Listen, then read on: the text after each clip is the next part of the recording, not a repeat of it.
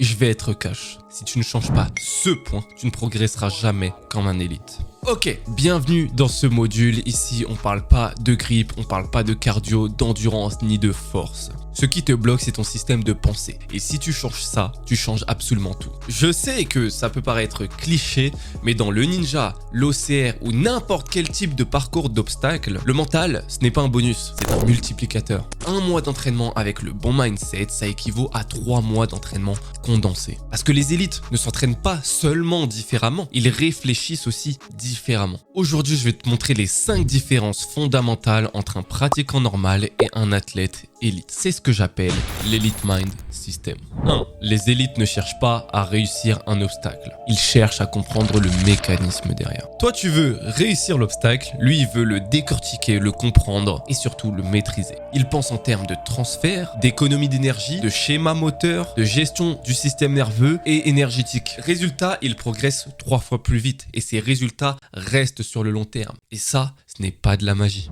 2. Les élites ne s'arrêtent jamais à « ça passe ». Ils se demandent comment faire pour que ça passe mieux. Et cette petite nuance fait absolument toute la différence. Cette question force le cerveau à optimiser. Regarde, quand tu vois un élite, tu vois fluidité, contrôle, maîtrise. Tu ne vois pas force brute. Il y a du contrôle nerveux et de la précision sur sa technique. 3. Les élites ne se motivent pas, ils se conditionnent. La motivation, c'est aléatoire. Le conditionnement, c'est automatique. Un élite a des rituels de visualisation, de contrôle respiratoire, d'automatisation nerveuse et un système interne pour neutraliser le stress. C'est pour ça qu'ils sont à la fois calmes, explosifs et précis. 4. Les élites ne forcent pas, ils communiquent avec leur système nerveux. Et ça, personne ne te l'explique. Un athlète élite sait quand activer, quand calmer, quand accélérer, quand récupérer, comment éviter la fatigue centrale, comment rester explosif, même fatigué. Les pratiquants normaux font plus, les pratiquants élites font mieux.